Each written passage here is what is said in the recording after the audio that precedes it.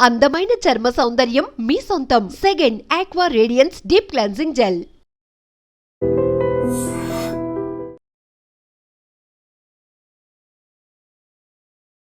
మన ప్రేక్షకుల కోసం ఇంకో పాట ఏదన్నా పాడతావా బురాన్? పాడతాను. ఆధారమే ఉన్నది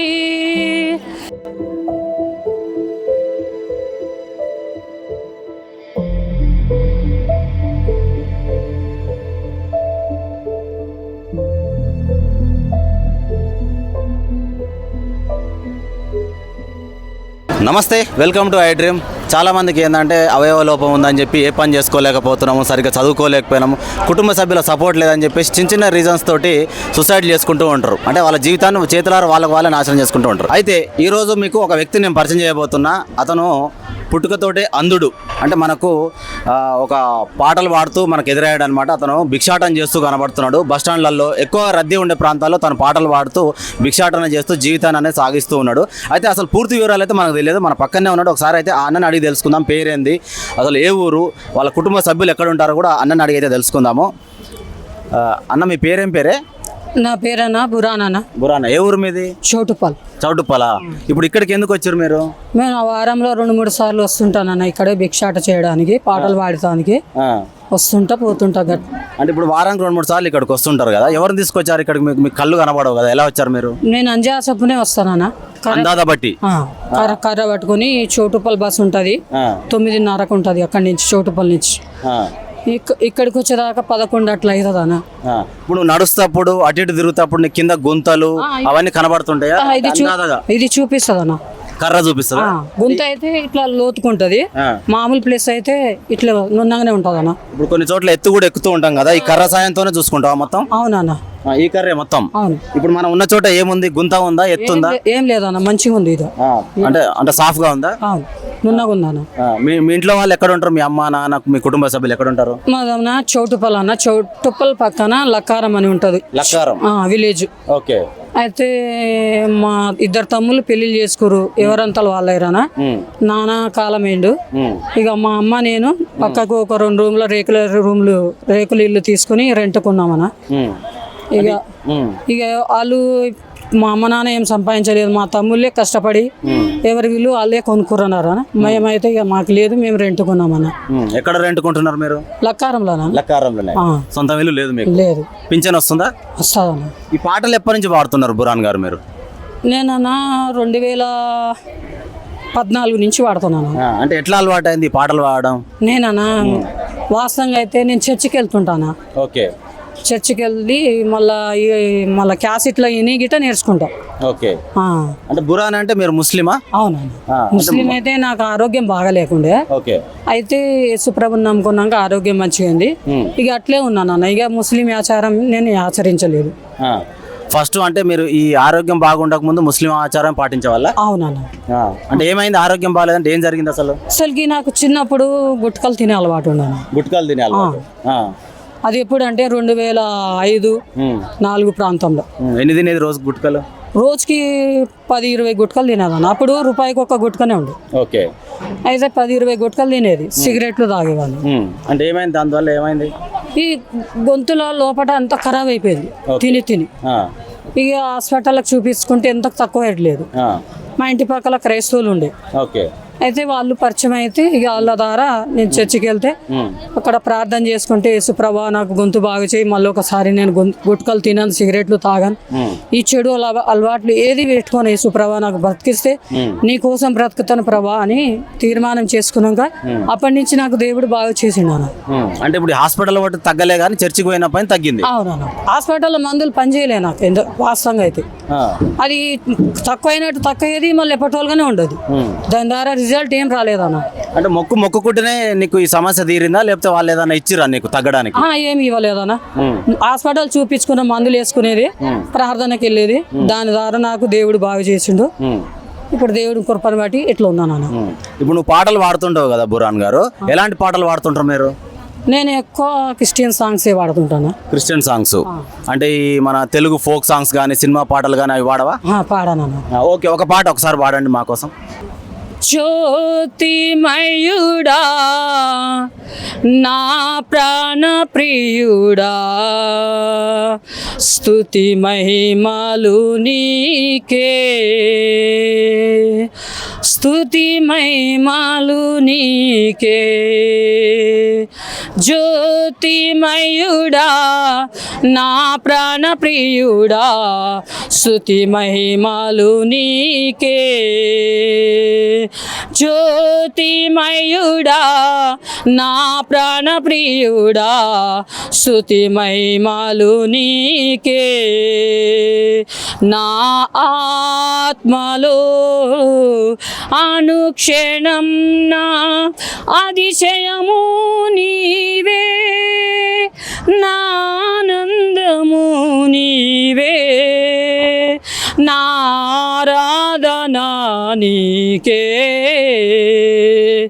నా అతిశయము నీవే నా ఆనందము నీవే నా ఆరాధనా నీకే జ్యోతిమయుడా నా ప్రాణ ప్రియుడా స్తుతి మహిమలు నీకే జ్యోతిమయుడా నా ప్రాణ ప్రియుడా స్తుతి మహిమలు నీకే నా పరలోకపు తండ్రి వ్యవసాయకుడా నా పరలోకపు తండ్రి వ్యవసాయకుడా నీ తోటలోనే ద్రాక్షవల్లితో నన్ను అంటు కట్టి స్థిరపరిచావా నీ తోటలోనే ద్రాక్షవల్లితో నన్ను అంటు కట్టి స్థిరపరిచావా. మీకు మీరు స్వతహాగా నేర్చుకున్నాను పాడుమని వాళ్ళు ఏం డిమాండ్ చేయరన్న ఆటోమేటిక్గా దేవుని సన్నిధానం వెళ్తే మనకు వస్తాయన్న దేవుడు ఇచ్చేస్తాడు అది ఆ జ్ఞానం అనేది ఇచ్చేస్తాడు అన్న. అంటే చర్చికి ఎప్పుడెప్పుడు వెళ్తుంటావు రోజు? నేను ఆదివారం వెళ్తుంటాను మిగతా టైంలో ఇట్లాంటిది పని చేస్తాను ఒక ఆదివారం రోజే వెళ్తాను.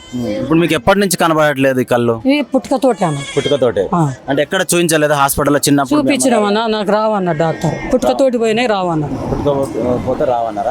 రావన్నారు. ఓకే ఇప్పుడు మీ అమ్మగారు ఎక్కడ ఊర్లో లక్కారంలోనే ఉన్నారా?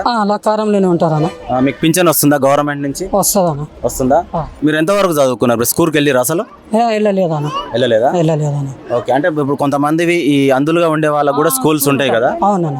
అప్పుడు ఎలా ప్రయత్నం చేయలేదు అసలు చిన్నప్పటి నుంచి పోవాలి? నేను వెళ్ళలేదన్న ఎందుకంటే మా ఊళ్ళు కుల వృత్తి ఏమంటే గనేటు కొట్టుకునేవారు. ఓకే అయితే గనేటు గుట్టలలో ఏడ గనేటు ఉంటే ఆడ గుడిసెలు వేసుకుని ఉండేవారు. ఇక మాకు ఊరు తెలియదు అంటే ఇప్పుడు నాకు 2004-05 నుంచే ఊర్లు తెలుసు అంతకు ముందుకు తెలియదు అన్న నాకు. మీ నాన్నగారు ఎప్పుడు కాలం చేశారు? మా నాన్నగారు అన్న 2020లో కాలం చేశారన్న. 5 సంవత్సరాలు అయితే. మీ నాన్నగారు కూడా రాయి కొట్టేవాళ్ళు? రాయి కొట్టేవారు ఆయన. ఇప్పుడు మీ తమ్ముళ్ళ సపోర్ట్ లేదా నీకు మీ బ్రదర్స్ది? లేదన్న వాళ్ళు ఎవరంతా వాళ్ళే ఉంటారు ఇక అట్లే ఇక పండుగలకు మామూలుగా పిలుచుకుంటారు మంచి చెడు చూస్తారు కానీ ఇక సపోర్ట్లు అయితే ఏం చేయరు అన్న నాకు. ఇప్పుడు ఇక్కడికి వచ్చినావు కదా ఇప్పుడు మళ్ళీ ఊరికి పోవాలంటే ఎప్పుడు పోతావు? నైట్ ఇక్కడనే ఉంటావు ఎట్లా? లేదన్న 1 గంట బస్కి వెళ్తా. 1 గంట అంటే టైం ఎట్లా తెలుస్తుంది నీకు 1 గంట అవుతుందని? పక్క వాళ్ళకి అడుగుతా లేకపోతే మసీద్లకించి అజా వస్తుంది ఆ టైంలో 1 గంట అవుతుందని అర్థమవుతుంది అన్న. ఓకే అంటే నీకు మసీదులో వచ్చే అజాన్ బట్టి నువ్వు అర్థం చేసుకొని వెళ్ళిపోతుంటావు. అంటే మీ అమ్మగారు ఇప్పుడు ఖాళీగానే ఉంటున్నారా ఇంటి దగ్గర? ఖాళీగా ఉంటుంది చేనుల పనికి పోతుంది లేకపోతే పెళ్ళిళ్ళకు వంటలు వండడానికి పోతుంది అన్న అంతే.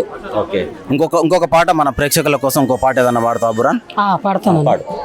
ఆధారమే ఉన్నది నీవు తప్ప ఈ లోకములో ఆనందమే ఉన్నది నీవు లేక నా జీవములో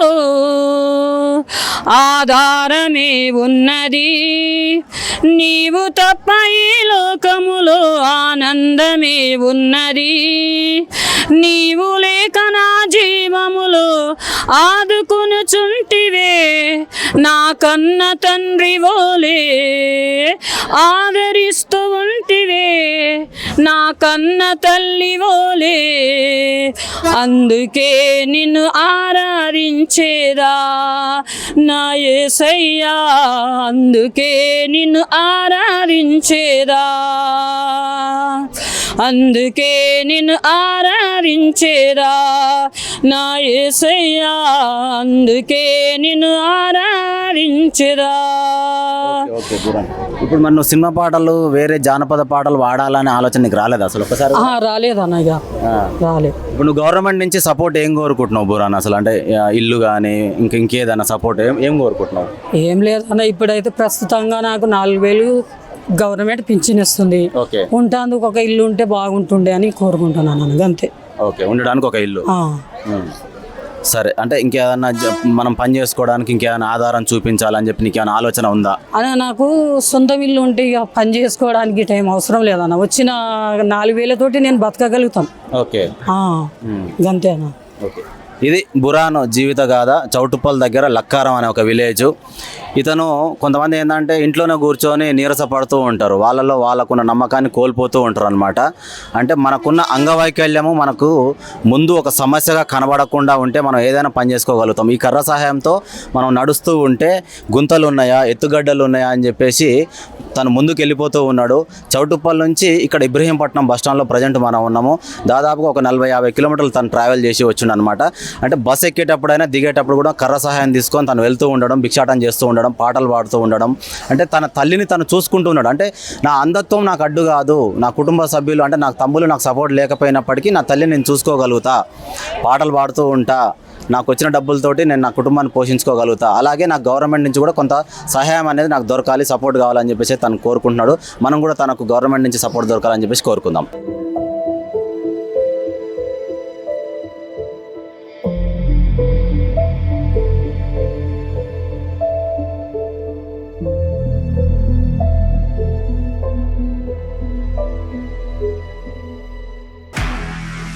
నిజంగా ప్రస్తుతం ఉన్నటువంటి సమాజం దేనికి ప్రయారిటీ ఇస్తుంది? ఆర్థిక సంబంధాల చుట్టూ మాత్రమే తిరుగుతుంది. మళ్ళీ ఎన్నికలంగానే చాలా విరక్తి కలుగుతాం. మంచి అనిపిస్తుంది కదా, లేడీస్ కూడా ఛాలెంజింగ్ జాబ్స్ చేసినప్పుడు చాలా బాగుంటది. ట్రాఫిక్ అసిస్టెంట్స్ గా నియమించిన ట్రాన్స్జెండర్స్ అందరితో సాల్యూట్ చేయించుకుంటున్నారు. ఫుడ్ డెలివరీ ఇవ్వటానికి వెళ్ళినటువంటి డెలివరీ బాయ్ అనిల్ పై కళ్ళ ముందు పిల్లలు కొట్టి